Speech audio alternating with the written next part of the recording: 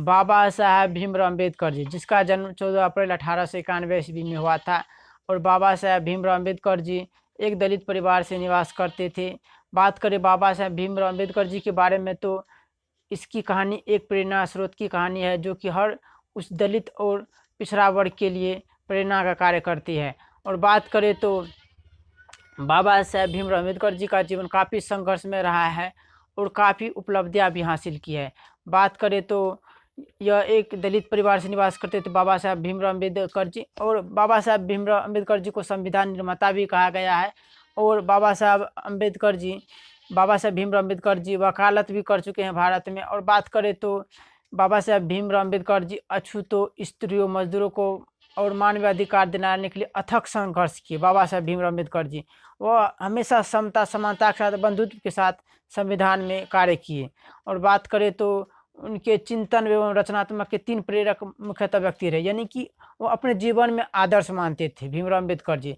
तो हम बात करें तो बाबा साहब भीमराव अम्बेडकर जी अपने जीवन में किसे आदर्श मानते थे, तो उसके थे आदर्श व्यक्ति बुद्ध, कबीर और ज्योतिबा फुले। और बात करें तो बाबा साहब भीमराव अम्बेडकर जी का निधन हुआ था 1956 ईस्वी में, दिल्ली में हुआ था। बात करें तो बाबा साहब भीमराव अम्बेडकर जी ने संविधान में कई सारी चीज़ें लिखित की, जिसमें कि भ्रातृत्व, बंधुत्व और भाईचारा के साथ जीवन जीना चाहिए, ये भी संविधान में बताया गया है। और संविधान में सभी को समता यानी कि समान अधिकार दिया गया है। बात करें तो बाबा साहब भीमराव अम्बेडकर जी ने जाति प्रथा और श्रम विभाजन के बारे में भी बतलाए थे।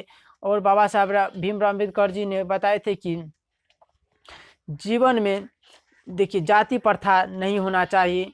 और बात करें तो बाबा साहब भीमराव अम्बेडकर जी के बारे में, जो कि एक निबंध लिखे थे, श्रम विभाजन और जाति प्रथा, जिसमें कि श्रम विभाजन के बारे में बताए थे जाति प्रथा को यदि श्रम विभाजन मान लिया जाए तो यह स्वाभाविक विभाजन नहीं है, क्योंकि यह मनुष्य की रुचि पर आधारित नहीं है। श्रम विभाजन के बारे में बोले थे बाबा साहब भीमराव अम्बेडकर जी। जाति प्रथा को यदि श्रम विभाजन मान लिया जाए तो यह स्वाभाविक विभाजन नहीं है, क्योंकि यह मनुष्य की रुचि पर आधारित नहीं है। कुशल व्यक्ति या सक्षम श्रमिक समाज का निर्माण करने के लिए आवश्यक है, बाबा साहब भीमराव अम्बेडकर जी कहते हैं। और कहते हैं जाति प्रथा पैसे का दोषपूर्ण निर्धारण नहीं करती, बल्कि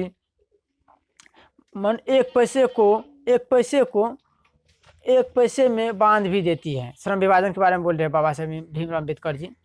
तो देखिए श्रम विभाजन जो कि कार्य के अनुसार बांटा गया था, जो कि बाबा साहब भीमराव अम्बेडकर जी ने महिला को भी समान अधिकार दिया है संविधान में, सभी को समता और भातृत्व के साथ संविधान में अहम योगदान दिया है बाबा साहब भीमराव अम्बेडकर जी, जो कि भारत के युवा के लिए एक प्रेरणा स्रोत कहानी है बाबा साहब भीमराव अम्बेडकर जी के बारे में। तो बाबा साहब भीमराव अम्बेडकर जी संविधान निर्माण में बहुत अहम भूमिका निभाए थे। तो बाबा साहब भीमराव अम्बेडकर की कहानी आप लोग को कैसी लगी है, कमेंट बॉक्स में ज़रूर बताइएगा।